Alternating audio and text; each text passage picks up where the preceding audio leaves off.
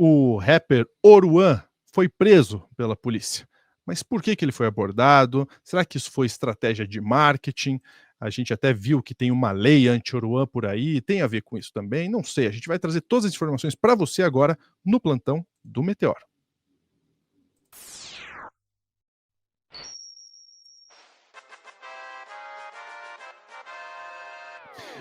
O Oruan tem estado aí no centro dos debates, inclusive dos debates políticos ultimamente, né?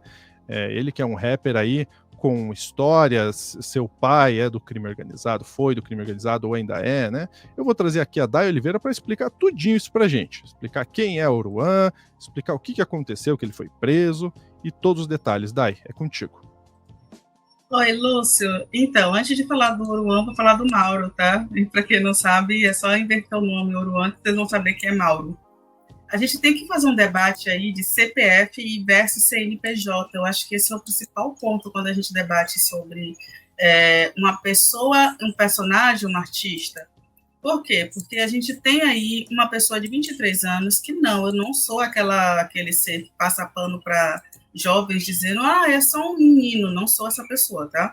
Mas o Mauro Davi dos Santos Nepomuceno é uma pessoa jovem, ele tem 23 anos. Desta vez ele foi autuado e preso, ele conseguiu perder o réu primário dele ali, porque ele simplesmente foi dar um cavalo de pau na frente do carro da polícia, Lúcio. Ele foi dar um cavalo de pau na frente do carro da polícia. Ficou um pouco difícil, né? Não dá nem para defender esse pensamento, mas o debate aqui não é defender o Oruan, é entender toda a violência que acontece depois da própria prisão do cara, sabe?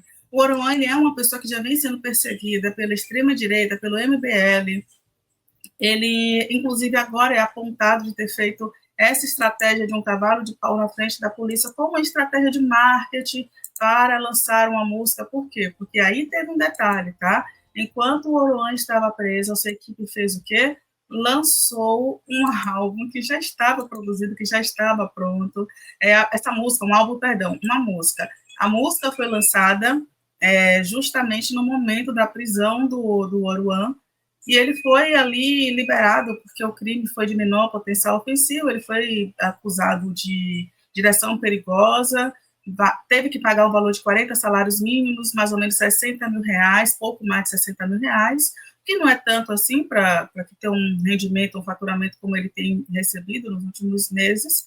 Detalhe é que o Oruan nos últimos meses e anos, inclusive nos últimos 2, 3 anos, ele vem sendo um dos rappers mais ouvidos de plataforma de streaming, sabe? Então, assim, podemos até dizer, não gosto do Oruan, eu sou uma pessoa que eu comecei a ouvir o que o Oruan falava e cantava depois que ele começou a ser perseguido pela MBL. Ele não vai entrar no meu streaming, então eu não vou fazer propaganda aqui de graça, qual é, já ia falar.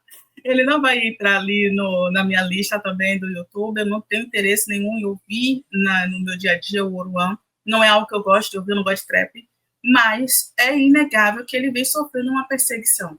Eu acho que esse é o principal ponto. E aí, Lúcio, eu vou te pedir já para abrir o primeiro vídeo que mostra, né, o cenário, o momento da prisão do rapper lá no Rio de Janeiro. Inclusive, ouçam o que a pessoa que filmou está narrando ali. Ele está dizendo, olha, fulano é filho lá do traficante. Olha só como é isso. É um idiota. Gente, como é que pode? Eu não acredito, você tinha que estar vendo isso. Vou prender ele. O cara tá querendo prender ele. O policial quer botar ele no carro e os caras não querem deixar o. E o Oruan? É um MC que, inclusive, está sendo indiciado por apologia ao crime. É um criminoso, ridículo, retardado esse moleque aí. Ele é filho do bandido do Comando Vermelho.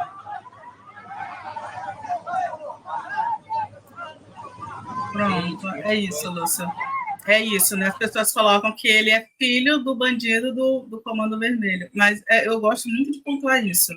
O Oruan é alguém que faz, né, segundo, né, todo mundo aponta, a tal apologia ao crime organizado, que é falar o que o crime organizado faz nas comunidades. Eu sou muito fã do MV Bill, que é um rapper super conhecido, respeitado, conceituado, todo mundo da esquerda gosta do MV Bill, porque ele chegou lá no Faustão e cantou uma música de crítica, né, inclusive à televisão brasileira no horário nobre da TV, que era o Faustão aos domingos, Domingão do Faustão, quando estava na Globo.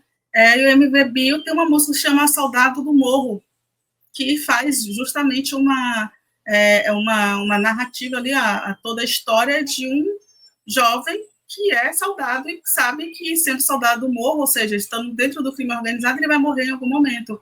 Inclusive, ele tem uma outra música chamada Soldado que Fica. Aí você vai dizer, ele só tem música de soldado? Não, mas é isso, gente. A gente precisa compreender, às vezes, as origens das músicas e do que é a ideia de resistência, né?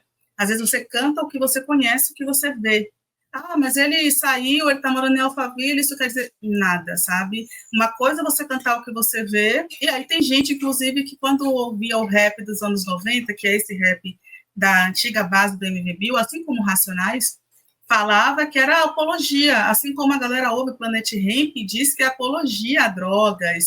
Então, assim, é uma linha muito tênue do que seria apologia e do que é entender. Inclusive, volta e meia, o pessoal chama Bezerra da Silva e diz que é apologia, mas eu, inclusive, passo muito pano para o Bezerra da Silva, do vizinho do Bezerra, jogando semente no quintal das pessoas, e a coca que está na geladeira. Eu passo muito pano para o Bezerra da Silva, gente. Eu acho que é entender as estruturas, porque ninguém chega para um sertanejo e diz, eu não vou ouvir a sua música porque você faz apologia ao alcoolismo, porque você faz apologia ao consumo exacerbado do álcool, que é também uma droga, sabe? E aí, quando eu volto para esse ponto, eu vou te pedir novamente, Luz, que coloque o segundo vídeo, porque o de cima, a gente tem uma construção de quem está no prédio, e o de baixo, a gente tem uma construção de quem está ali, junto com o Oruan, por favor. Ganha pro carro, mano. Ganha pro carro, parceiro. Bora pro carro, mano. Bora pro carro, parceiro. E ali. Ô, esculacha. Esculacha, irmão. Olha lá, mó esculacha, mano.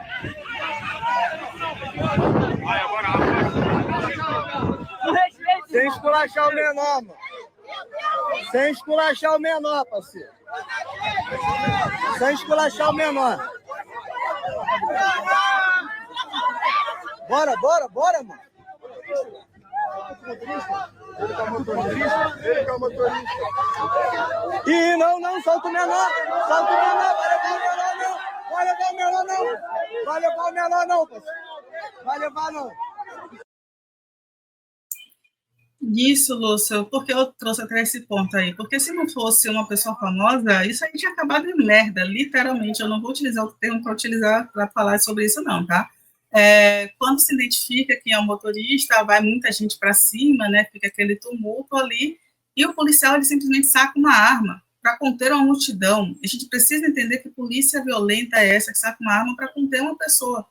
E o que é solicitado ali é do tipo, gente, sem esculachar, pega a pessoa, conversa, conduz para a delegacia sem esculachar, né?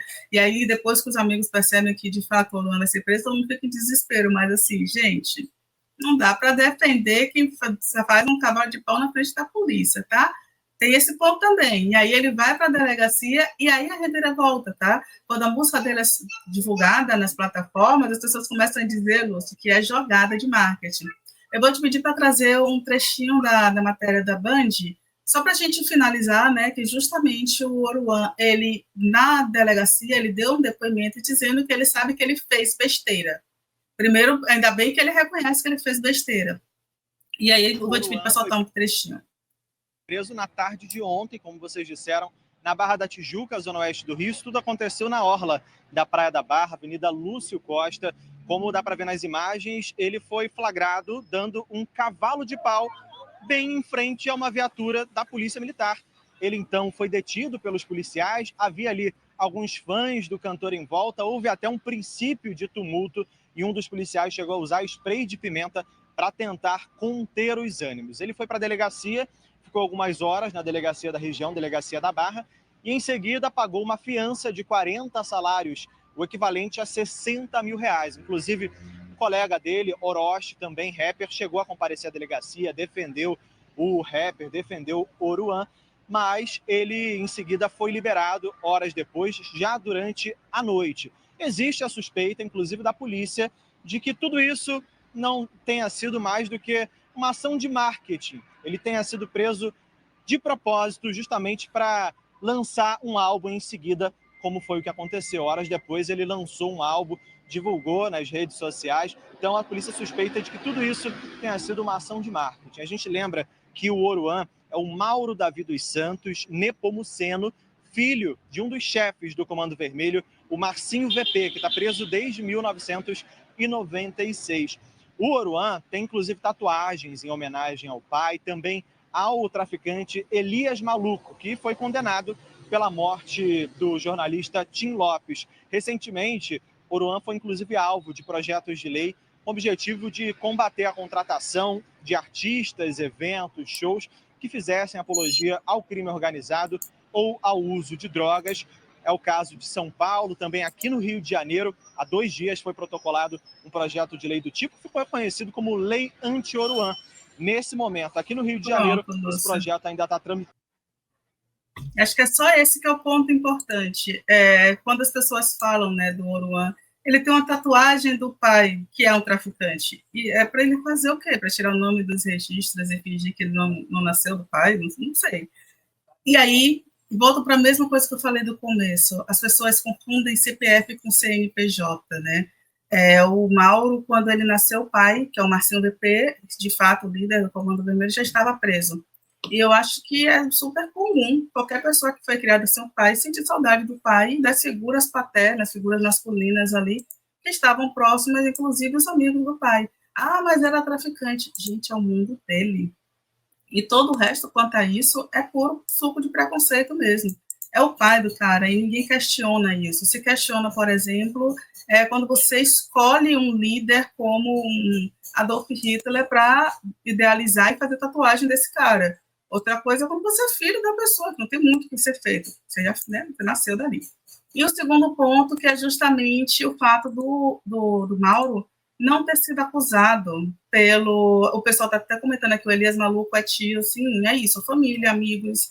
E aí tem um outro ponto aqui, gente, que é o seguinte: quando você não é responsabilizado, não é criminalizado por nada oficialmente, fica tudo na linha do subentendido, né? Qual é o crime do Oruan? Eu quero saber qual é o crime do Oruan.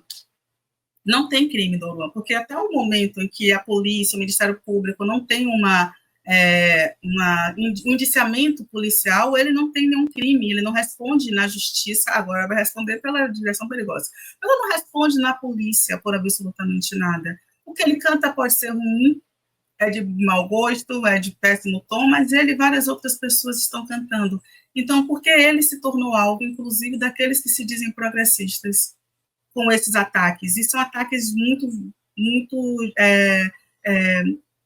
muito diversos mesmo. Não gosto dele, não gosto da estética dele, não gosto de tal coisa dele, mas o Oruan não é o único cantor de trap, não é o único cantor desse ritmo. E sim, ele está sendo alvo agora de uma forma muito massificada, uma pessoa, inclusive, que tem 8,9 milhões de pessoas nas redes sociais, eu já estou dizendo isso, né? O Oruan vem figurando como um dos rappers mais ouvidos do país, mesmo antes das polêmicas da extrema-direita, mesmo antes das polêmicas do MBL, e isso vem muito de uma linha da ideia de criminalização, né, do que é feito por uma pessoa que está à margem da sociedade. E esse à margem ele pode ter sido salvo pela música, mas a sociedade jamais vai fazer com que o Oruan, vai deixar que o Oruan esqueça de onde ele vem, de quem ele é filho, o que ele representa. Então, a gente fala muito sobre direito de responsabilização, de viver em sociedade, mas para quem serve isso, né? Porque o filho de uma pessoa que cometeu um crime que nada teria, na teoria, a ver com isso, paga até hoje pelo crime que o pai cometeu e que está preso, cumprindo pena e que, né, paga também por isso. Então, é extremamente violento o que acontece. Não sei se foi jogada de marketing, mas eu sinceramente acho que o Oruan, com quase 9 milhões de seguidores no Instagram, e uma galera que de fato segue e gosta do que ele faz, eu não acho que seja uma estratégia interessante perder o réu primário por causa de um lançamento novo. Tem várias outras formas de fazer isso. Ele podia ter batido o carro, capotado o carro, podia ter terminado o namoro. Tem muitas formas que os artistas utilizam para fazer jogadas de marketing. e não necessariamente ser preso é a melhor ideia deles, né? Enfim, pode ter sido também, mas não estou acreditando que não, viu, Lúcio? E você, o que é que você acha? Muito bem, bom, vamos lá. Eu vou falar bem rapidinho, tá?